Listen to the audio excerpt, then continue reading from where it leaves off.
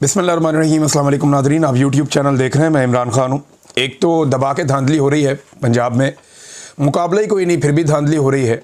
उसकी वजह यह है कि लोग निकले ही नहीं वोट डालने के लिए। बहुत सारे पोलिंग स्टेशन से जर्नलिस्ट रिपोर्ट कर रहे हैं, वो बता रहे हैं जनाब कि यहाँ पर तो 5% लोग भी नहीं आए। जहाँ पे इलेक्शन था जरताज गुल की सीट पे या फैसलाबाद की सीटों पे, मियांवाली में, हर जगह पे लोग निकले ही नहीं वोट डालने के लिए, क्योंकि पाकिस्तान तहरीक इंसाफ की मकबूलियत बहुत ज़्यादा है और पाकिस्तान तहरीक इंसाफ का वोट है बहुत बड़े पैमाने पे। इमरान खान साहब जो है वो लोगों की इस वक्त दिल की धड़कन बने हुए हैं।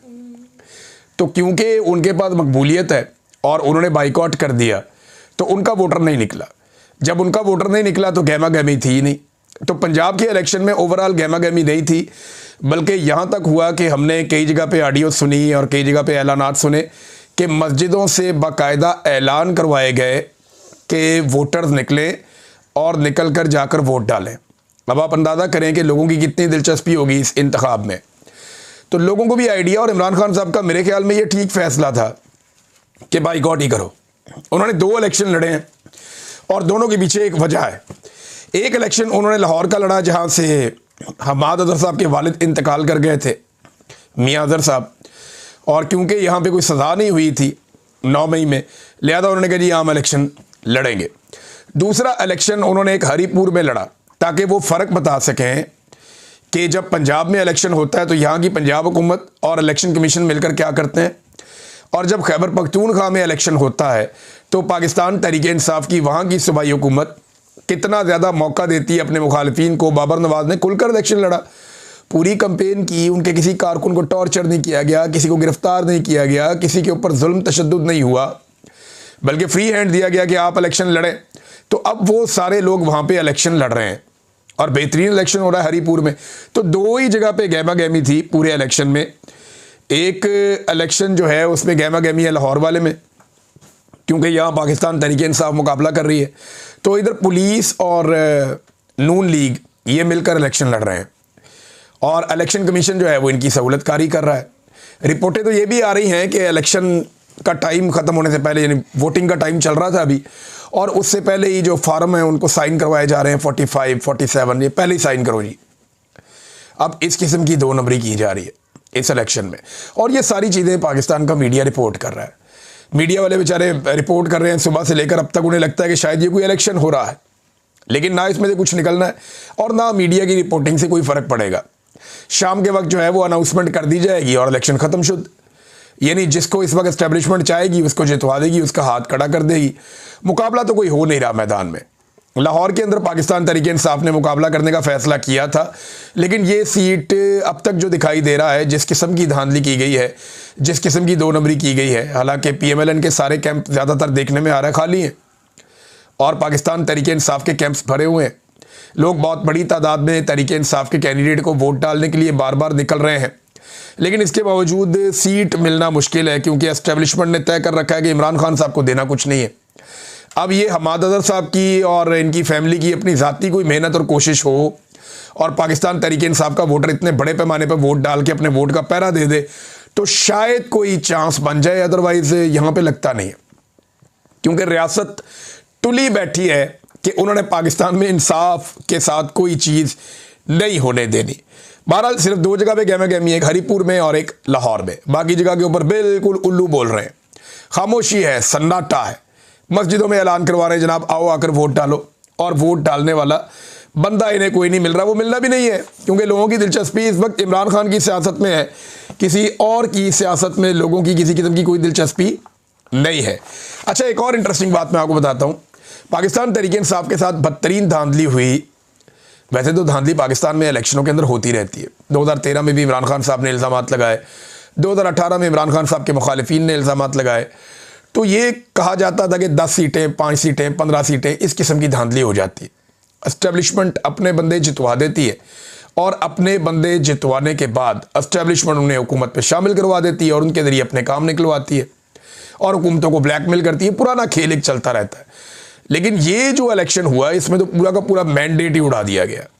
ये 2024 के इंतखाबात का, माजी की किसी भी इंतखाबात की धांधली से किसी किस्म का कोई मवाजना आप कर ही नहीं सकते, मुमकिन ही नहीं है। बदतरीन किस्म की धांधली, बल्कि एक तरह का मैंडेट को तस्लीम ही नहीं किया गया। एस्टेब्लिशमेंट ने इस मरतबा ये किया है जैसे 70 के इंतखाबात में किया था, जब पाकिस्तान 2 लाख हो गया उसके बाद, और उसका खुमियाजा पाकिस्तान आज भी भुगत रहा है। तो नादरीन, पाकिस्तान तहरीक इंसाफ ने पटिशन डाली थी सुप्रीम कोर्ट में कि हमारे पे धांधली होगी, पूरा का पूरा इलेक्शन ही चोरी हो गया। अब वो वफाकी आईनी अदालत में लग गई है। अंदाजा करें, 2.25 साल लग गए पाकिस्तान तहरीक इंसाफ मांग रही है, ट्रिब्यूनल बनाओ, इंसाफ दो, हमारा इलेक्शन चोरी हुआ है। इस्लामाबाद के तीनों हलकों के अंदर जब नून लीग फंस गई तो जस्टिस तारिक महमूद जहांगीरी को ही फंसा दिया। तब से लेकर अब तक पूरा का पूरा इस्लामाबाद हाई कोर्ट का स्ट्रक्चर ही बदल दिया। पूरे की पूरी आईनी तरमीमें लेकर आ गए कि जनाब हमने अपनी हुकूमत नहीं जाने देनी। फिर इसी तरह आप देखें कि लाहौर के अंदर, बाकी जगहों के अंदर, जहां जहां पाकिस्तान तहरीक इंसाफ के उम्मीदवार जीते थे, किसी जगह पे भी इंसाफ नहीं मिला। और अब जनाब आईनी अदालत में ये समाअत के लिए मुकर्रर कर दिया गया केस कि तहरीक इंसाफ के साथ धांधली हुई। अब 25 नवंबर को इसकी समाअत की जाएगी। और जो बड़ी इंटरेस्टिंग बात है वो ये है कि जस्टिस आमिर फारूक साहब, अल मशहूर इस्लामाबाद हाई कोर्ट वाले, जिनकी अदालत से इमरान खान साहब को जबरी तौर पे अगवा किया गया और वहाँ पे बहुत सारे लोग वो देख रहे थे, और उस गैर कानूनी अमल को ये जज साहब ने हलाल करार दे दिया था, कानूनी करार दे दिया था। बाद में सुप्रीम कोर्ट ऑफ पाकिस्तान ने उसको उड़ा दिया था, पूरी दुनिया में मजाक बना था। वो वाले जस्टिस आमिर फारूक साहब जो इमरान खान साहब के केसेस लगने नहीं देते थे, वो वाले जस्टिस आमिर फारूक साहब जिन्होंने इंसाफ नहीं दिया, पाकिस्तान तहरीक इंसाफ को हमेशा उनसे शिकवा और शिकायत रही, वो जस्टिस साहब जो है वो समाअत करेंगे। उनकी सरबराही के अंदर जनाब बेंच बन गया। उस बेंच के अंदर और जजेस देखें आप, बड़ा इंटरेस्टिंग है ये। अली बाकर नजफी साहब, कमाल नहीं हो गया?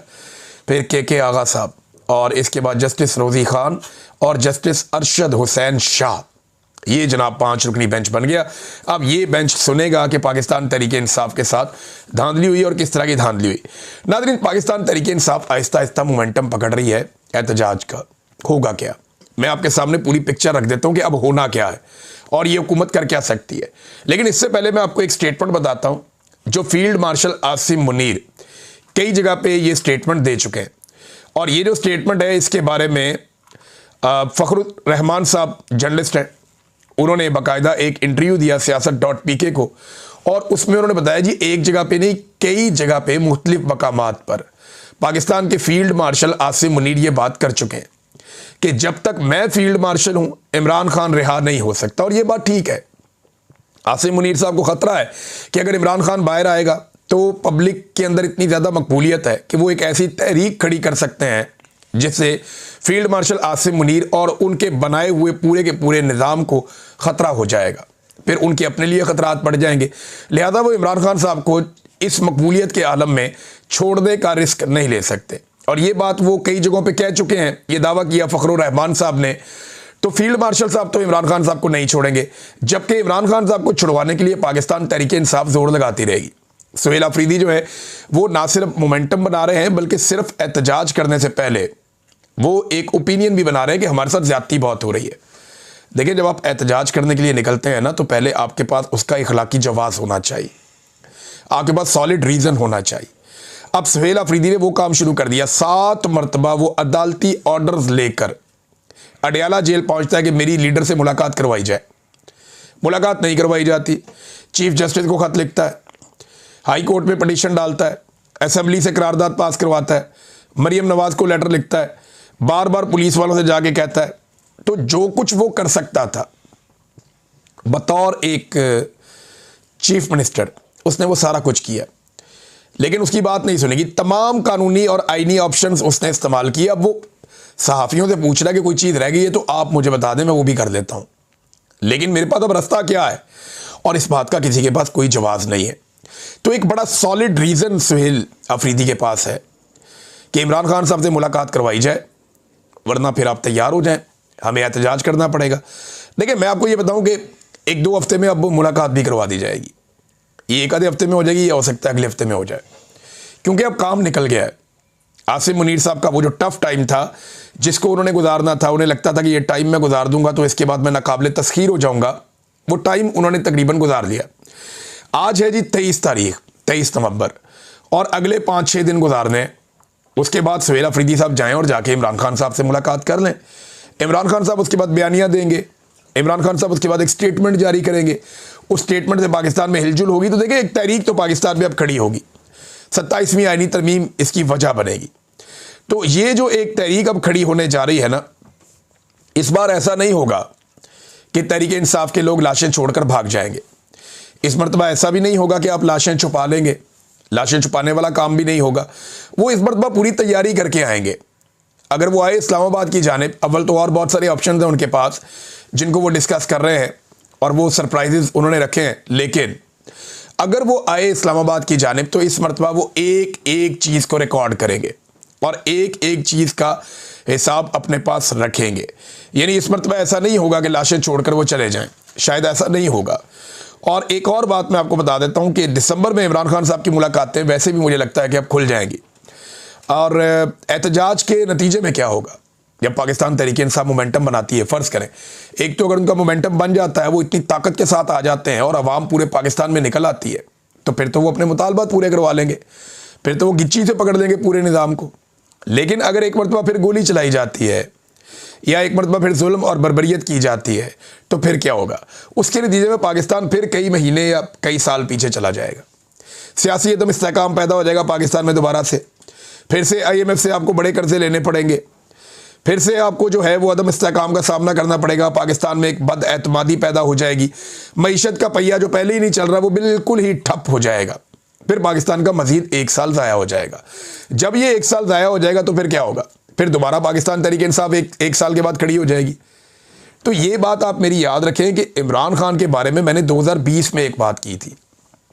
ARY पे एक प्रोग्राम चल रहा था और उस वक्त भी सबको पता था कि होने क्या जा रहा है। नवाज शरीफ साहब एक डील करके पाकिस्तान से बाहर चले गए थे और माहौल बनाया जा रहा था कि इमरान खान साहब को गिराया जाएगा। तो ये इमरान खान साहब के आने के बाद से ये सिलसिला चल रहा था। तो मैंने तब ये कहा था कि इमरान खान ऐसा आदमी नहीं है कि वो आपको ये पूछता फिरेगा कि मुझे क्यों निकाला, वो आपको बताएगा कि मुझे क्यों निकाला। और वो बनी गाला में जाकर बैठ के हैप्पी बर्थडे टू यू नहीं कहेगा, वो बनी गाला में नहीं बैठेगा। और उसका क्राउड भी ऐसा है, वो खुद भी ऐसा है, ये चिपक जाएंगे आपको और इमरान खान आपको नहीं छोड़ेगा। मैंने ये कहा था। तो जब तक आप इमरान खान को इंसाफ नहीं दे देते, जब तक इमरान खान अपना हक नहीं ले लेता, वो आराम से नहीं बैठेगा और ना वो किसी को आराम से बैठने देगा। और मौजूदा इस्टेब्लिशमेंट और हुकूमत के लिए प्रॉब्लम यह है कि इमरान खान की मकबूलियत इतनी ज़्यादा है कि ये उसको काउंटर भी नहीं कर पा रहे, उसके खिलाफ कोई बयानियाँ भी नहीं बना पा रहे और उसकी मकबूलियत का मुकाबला भी नहीं कर पा रहे। तो ऐसी सूरत हाल में इनके पास ऑप्शन क्या है? इनके पास ऑप्शंस नहीं है। ये सिर्फ लिंगर ऑन कर सकते हैं, चीज़ों को लंबा कर सकते हैं, लेकिन मुल्क नहीं चला सकते। मुल्क इसलिए नहीं चला सकते कि मईशत ठप हो गई है और पाकिस्तान अदम इस्तेहकाम का लगातार शिकार है। दहशतगर्दी के वाक़यात पाकिस्तान में बढ़ते जा रहे हैं। देखिए पाकिस्तान को इन्होंने अब बना क्या दिया है। ये एक रिपोर्ट है और ये है ह्यूमन फ्रीडम इंडेक्स 2024। इस रिपोर्ट के अंदर जो डाटा है, मोहित पीरज़ादा साहब ने भी ये पढ़ के बताई रिपोर्ट। इसके अंदर जो डाटा है ना, वो ये बताता है पाकिस्तान इंसानी हकूक़ के हवाले से दुनिया के 165 ममालिक में 136वें नंबर पे है। इतना बेड़ा गर्क पाकिस्तान का इंसानी हकूक़ में हुआ। और ये जो हमारा रीजन है जहाँ पे हम रहते हैं, यहाँ पे हम नंबर 1 है। यानी सबसे बुरी सूरत हाल इंसानी हकूक़ के हवाले से ये जो खित्ते में हम रहते हैं, जनूबी एशिया में, इसमें हमारी सूरत हाल है पाकिस्तान की। यानी इंसानी हकूक़ तकरीबन मुअत्तल है। हमारा शुमाली कोरिया जैसा हाल है। मैं बताता हूँ आगे वो कैसे है। तो ये जो रिपोर्ट है ये रिपोर्ट 2022 की है और 2023 के शुरू तक की चंद महीनों की है। असल जुल्म तो 9 मई के बाद शुरू हुआ है। अब वो रिपोर्ट अगर आप पढ़ेंगे या आपके सामने आएगी जब, तो आपको पता चलेगा कि जनाब पाकिस्तान तो बहुत आगे निकल गया इंसानी हकूक़ की पामालियों में। इन्होंने तबाही फेर दी है। देखें इस वक्त पाकिस्तान को अमली तौर पे शुमाली कोरिया बनाया जा रहा है। कैसे? देखिए शुमाली कोरिया में डिक्टेटरशिप है, जमहूरियत नहीं है। पाकिस्तान में भी यही है। वहाँ पे इंसानी हकूक़ जो है मुकम्मल तौर पे पामाल है। पाकिस्तान में भी यही है। और शुमाली कोरिया में फ़ौज के कंट्रोल में है सारी चीज़ें और उनकी डिक्टेटरशिप की पाकिस्तान में भी ऐसे ही है। शुमाली कोरिया में कोई जुर्म करता है बंदा या किसी को रियासत नापसंद करती है, उसकी पॉलिसी को, उसकी बात को, तो उसके घर वालों को उठा लिया जाता है। पाकिस्तान में भी यही हो रहा है। वहाँ पे भी कोई चादर और चारदीवारी का तकद्दुस नहीं है, पाकिस्तान में भी नहीं है। ख़वातीन और बच्चे वहाँ पे निशाना बनाए जाते हैं, पाकिस्तान में भी ऐसा ही हो रहा है। बार बार वहाँ पे भी कत्लेआम हुआ, पाकिस्तान में भी कत्लेआम हो रहा है। और कानून में मनमर्जी की बदतरीन तब्दीलियाँ वहाँ पे भी की जाती हैं और यहाँ पे भी इसी तरह किया जाता है। और इवन जो बैरूने मुल्क निकलने वाले लोग हैं, जो जाना चाहते हैं अपना मुल्क छोड़कर, बहुत बड़ी तादाद में जा रहे हैं। पाकिस्तान दुनिया का वो नंबर 1 मुल्क है, आबादी के एतबार से नहीं कह रहा, आबादी में तो पाकिस्तान से बड़े बड़े मुल्क भी हैं, लेकिन इसके बावजूद पाकिस्तान दुनिया का वो सबसे बड़ा मुल्क है जिसको सबसे ज़्यादा लोग अपना मुल्क छोड़कर जा रहे हैं। पाकिस्तान वो मुल्क है इस वक्त। और बैरूने मुल्क निकलने पर भी पाबंदी लगा दी है, हर एयरपोर्ट के ऊपर बंदे बिठा दिए जो लगातार बंदों को डिपोर्ट कर रहे हैं और बाहर जाने से रोक रहे हैं। ये सख्ती आहिस्ता आहिस्ता बढ़ती चली जाएगी और इसके नतीजे में आप देखेंगे पाकिस्तान अमली तौर पर तकरीबन शुमाली कोरिया ही बन जाएगा। और ये हम होता हुआ देख रहे हैं, ऐसा नहीं है कि ये कोई ऐसी चीज़ है जो ढकी छुपी है, ये अब आपको होता हुआ दिखाई दे रहा है और बार बार सब लोग इसकी गवाही देंगे। नाज़रीन, एक और खबर आई है, नवाज शरीफ साहब बीमार हैं। ये बात मरियम औरंगज़ेब की वालदा ने की है, ताहिरा औरंगज़ेब। ये क्योंकि बहुत फैमिली फ्रेंड टाइप के लोग हैं और इनका बड़ा अच्छा शरीफ ख़ानदान से ताल्लुक़ है, माँ बेटी का। तो उन्होंने बताया कि नवाज शरीफ की बरतानिया में कोई सर्जरी हुई है, तो उनके लिए उन्होंने दुआ के लिए कहा अल्लाह ताला मियाँ साहब को सेहत अता फरमाए। मियाँ साहब काफ़ी अरसे से सेहतमंद नहीं है, वो बीमार है लंबे अरसे से, और जिस किस्म के उनको ज़हनी सदमे पहुँचे हैं पॉलिटिक्स में, उम्र के इस हिस्से में जो शख्स 3 मरतबा वज़ीर आज़म रहा हो, वो भी काफ़ी तकलीफ़देह है। तो मियाँ नवाज शरीफ साहब जो हैं, वो उनकी कोई सर्जरी हुई है और उनकी सेहत के लिए दुआ के लिए कहा गया है। तो अल्लाह ताला मियाँ साहब को सेहत अता फरमाए और मियाँ साहब को इस बात की तौफीक दे कि वो अपनी जो आखिरी सियासी इनिंग है उसमें कुछ तो ऐसा करें कि तारीख़ उन्हें अच्छे नामों में याद रखे। यानी तारीख़ में नाम तभी बनेगा ना जब वो मिलिट्री एस्टेब्लिशमेंट को उससे सियासी किरदार छीन लेंगे, वरना ये क्रेडिट इमरान खान के पास रहेगा, क्योंकि इमरान खान ने पब्लिक को इस काम पे लगाया। सब ने कोशिश की, अपना अपना किरदार अदा किया, लेकिन जो इमरान खान ने किया वो पाकिस्तान में कोई नहीं कर पाया। इतने अच्छे तरीके से ये मामला पाकिस्तानियों को किसी ने नहीं समझाया हकीकी आज़ादी का, जैसे इमरान खान साहब ने समझाया है। अब नाज़रीन, जो पूरी दुनिया में इन्होंने जाके रोला डाला होता है कि पाकिस्तान में कोई करप्शन नहीं है, हम करप्शन का कोई मामला नहीं होने देते, तो ये 5300 अरब की करप्शन कहाँ से आई, ये रिकवरी कहाँ से आई? देखिए, इसके ऊपर अब बात होनी चाहिए ना, हुकूमत इसका क्या जवाब देगी? हुकूमत इसका कोई जवाब दे नहीं रही और ये हुकूमत का अपना डाटा है। 5300 अरब, ये इसी हुकूमत के दौरान, ये इतनी बड़ी अमाउंट है कि इससे मुल्क की किस्मत बदल सकती है। लेकिन अगर ये पैसा रिकवर हुआ तो ये पैसा गया कहाँ पे? दावे ये करते हैं कि धेले की करप्शन नहीं हुई, यहाँ पे हज़ारों अरब निकल आए हैं, 5300 अरब निकल आए महदूद टाइम के अंदर। तो धेले की करप्शन नहीं हुई तो ये कौन सी करप्शन है? और ये पैसा अगर रिकवर हुआ तो ये गया कहाँ? ये भी एक बड़ा सवाल है। और अभी इसके अंदर जो शुगर माफिया ने चूना लगाया कौम को, या गंदम माफिया ने जो चूना लगाया पाकिस्तान को, उसका कोई तस्करा इसके अंदर मौजूद भी नहीं है। नाज़रीन, एक और चीज़ है कि ये जो पाकिस्तान ने वोट किया अक़वाम मुत्तहिदा में, और उस वोट के नतीजे में डोनाल्ड ट्रंप की जो करारदाद है वो पास हो गई।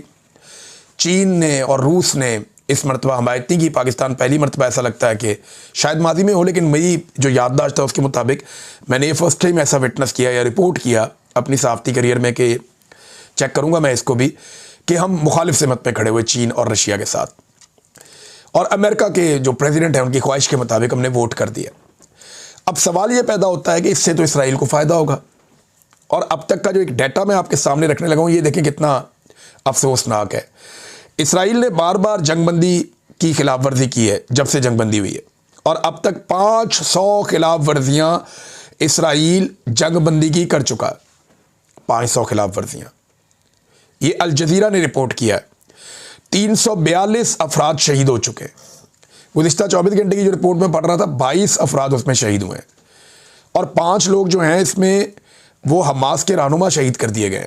हमास ने ये इंदिया भी दिया है कि इस तरह तो जंगबंदी ख़त्म हो जाएगी, फिर लड़ाई दोबारा से शुरू हो जाएगी। तो ये है जनाब सूरत हाल।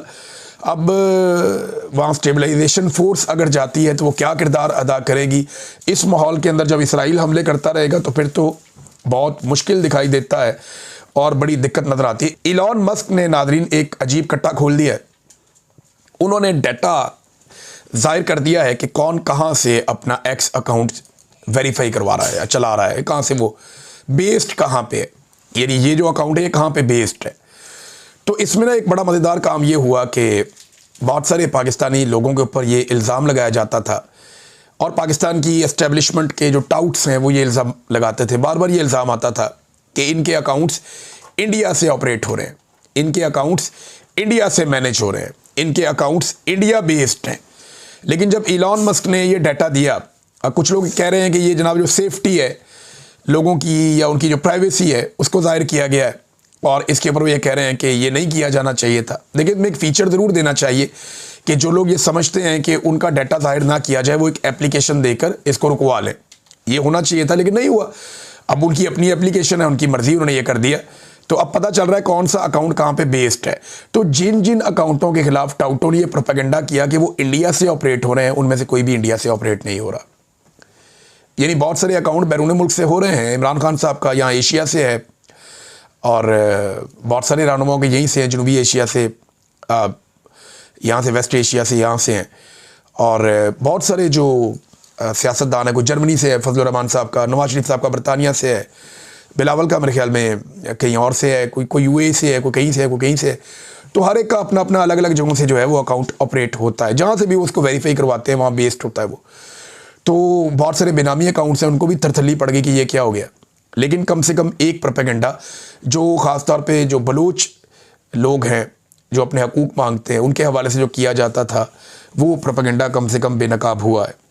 तो नाज़रीन अभी देखेंगे इसको, बहुत सारे अभी अकाउंट्स का मज़ीद डाटा सामने आएगा। अब तक के लिए इतने, अपना ख्याल रखिएगा, अपने इस चैनल का भी अल्लाह हाफ़िज़।